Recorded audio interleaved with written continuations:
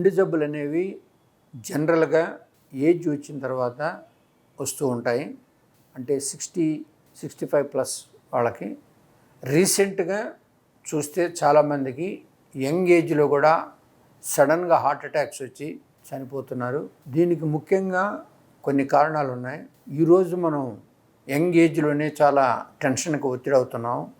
అదేవిధంగా జంక్ ఫుడ్స్కి కూడా బాగా అలవాటు పడి ఈ యొక్క ఫుడ్ హ్యాబిట్స్లో ఉన్న దాంతో కొలెస్ట్రాల్ ఎక్కువగా పెరగటం.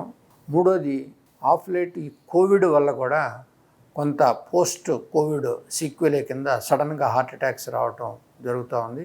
కానీ వీళ్ళందరూ కూడా యంగ్ ఏజ్లో ఉన్నవాళ్ళు కొంచెం న్యూట్రిషన్ అంటే గుడ్ హెల్త్ హ్యాబిట్స్, మంచి ఫుడ్ తీసుకోవటం, ఎక్సర్సైజ్ చేసుకోవటం, టెన్షన్ కొంచెం తగ్గించుకోవటం.